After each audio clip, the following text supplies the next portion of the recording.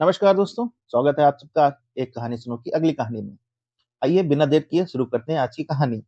आज की कहानी का शीर्षक है चार आने का हिसाब। बहुत समय पहले की बात है। चंदनपुर का राजा बड़ा प्रतापी हुआ करता था। दूर दूर तक उसकी समृद्धि की चर्चाएं होती थी।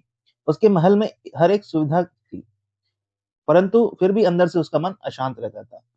उसने कई ज्योतिषियों और पंडितों से इसका कारण जानना चाहा। बहुत से विद्वानों से मिला। किसी ने कोई अंगूठी पहनाई, किसी ने कोई यज्ञ कराया, पर फिर भी राजा को दुख दूर नहीं हुआ। उसे शांति नहीं मिली। एक दिन भेद बदलकर राजा अपने राज्य पर सैर पर निकला।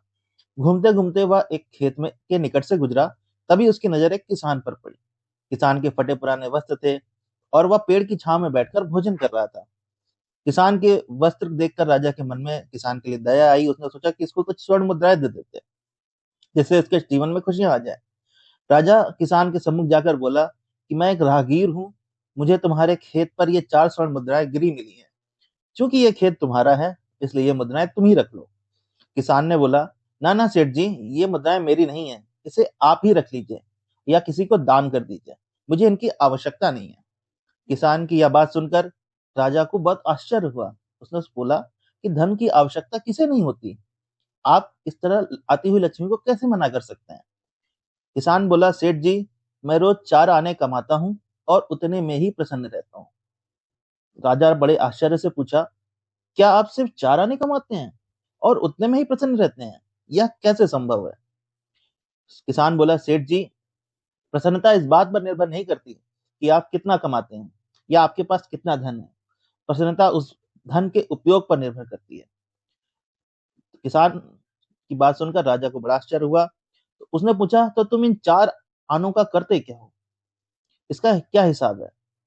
किसान बेकार की बहस में नहीं पड़ना चाहता था और उसने आगे बढ़ते हुए उत्तर दिया कि इन चार आनों में से मैं एक कुएं में डाल देता हूँ, दूसरे से कर्ज चुका देता हूँ, तीसरा उधार में दे देता हूँ और चौथा मिट्टी में गाड़ देता हूँ।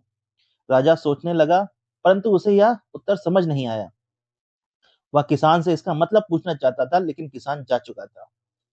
राजा ने अगले दिन अपने राज्य में सभा बुलाई और एक दिन पहले की घटना सुनाई और उससे उस सभा में उस कथन का अर्थ पूछना चाहा। दरबारियों ने अपने अपने तर्क पेश किए, पर राजा को उस तर्क से संतुष्टि नहीं मिली। अंत में उसने निर्णय लिया कि वह किसान को दरबार में बुलाएगा और उससे उसका मतलब पूछेगा।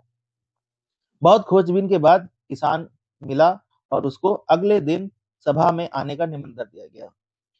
तो राजा ने अगले दिन जब किसान आया तो राजा ने बताया कि वह राजा है और भेष बदलकर घूम रहा था और उसके उत्तर से बहुत प्रभावित है।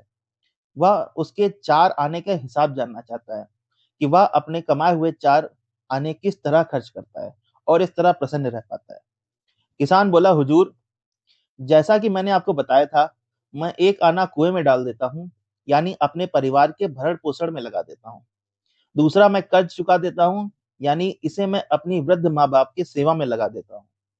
तीसरा, मैं उधार दे देता हूँ, यानी अपने बच्चों की शिक्षा और दीक्षा में लगा देता हूँ। और चौथा, मिट्टी में गाड़ देता हूँ, यानी मैं एक पैसे की बचत कर लेता हूँ, ताकि समय आने पर मुझे किसी से मांगना ना पड़े और मैं इसे धार्मिक, सामाजिक या अन्य आवश्यक कार्यों में लगा सकूं। राजा को अब किसान की बात समझ आ चुकी थी। राजा की समस्या का समाधान हो चुका था। वह जान चुका था कि यदि उसे प्रसन्न एवं संतुष्ट रहना है तो उसे अपने अर्जित किए धन का सही सही उपयोग करना होगा।